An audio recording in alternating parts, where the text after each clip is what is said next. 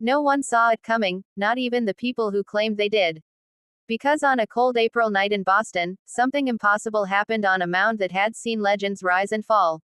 A tall left-hander stepped out of the bullpen with a stare so still, it was almost frightening. And in that moment, Red Sox fans witnessed the birth of a monster. They didn't know his name yet. They didn't know the story behind the fire in his eyes.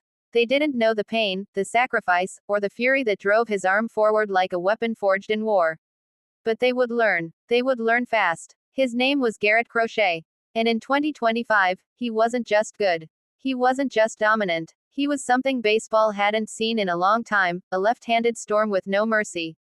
Pitch after pitch sliced through the strike zone like a sharpened blade. Hitters stepped in confident, and walked back broken. Some didn't even bother looking at their dugout. What could they even say? The first time his fastball cracked the catcher's glove at Fenway, the crowd didn't cheer.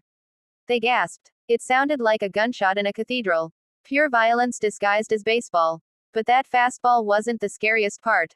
It was the slider, a pitch so disrespectful that veteran hitters stared at it like it had personally insulted their families. It bent, twisted, and vanished as if the laws of physics refused to deal with Garrett Crochet. And in those early weeks, a strange rumor spread through the league. A rumor that batters whispered to each other in dugouts, half joking, half afraid. Whatever you do, don't fall behind in the count. If you do, good luck. Because that's when Crochet turned cruel.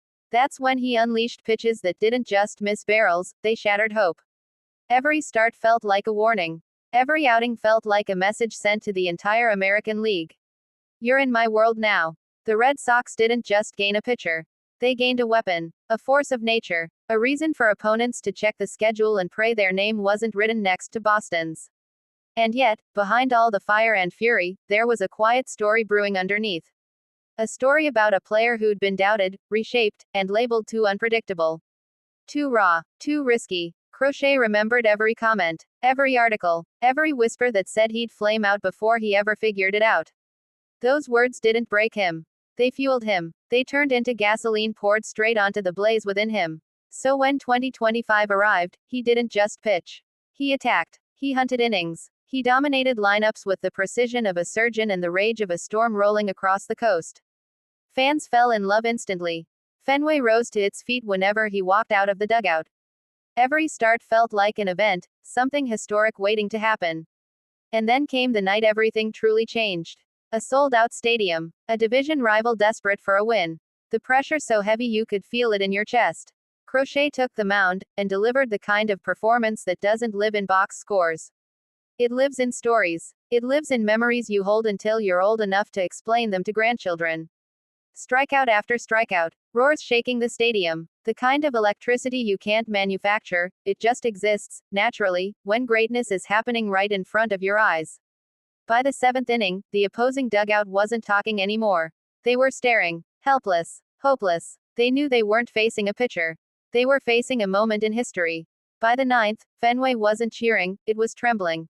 Every fan stood. Every camera was raised. Every heartbeat synced with the next pitch. And when he finished the masterpiece, Crochet didn't scream. He didn't pound his chest. He simply walked off the mound with the calmness of a man who'd known all along what he was capable of. That night, Boston understood. This wasn't hype. This wasn't luck. This was greatness. As the season went on, word spread outside the American League. Analysts scrambled to adjust their rankings. Opposing players whispered his name like a warning. Kids wore his jersey in the stands, trying to copy his motion in the aisles. And when the Cy Young voting finally came, Garrett Crochet finished as the runner-up.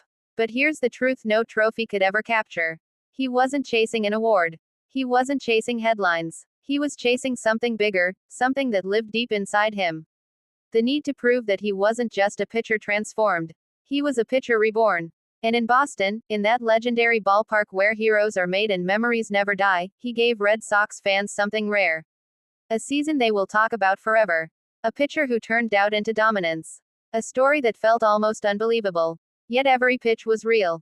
Every roar was earned. Every moment was unforgettable. And as the sun set on that 2025 season, one truth echoed across baseball. Garrett Crochet didn't just arrive. He announced himself. Loudly. Fiercely. Unmistakably. His journey isn't over. His legend isn't complete. But everyone knows now. The storm has a name. And it wears a Red Sox uniform.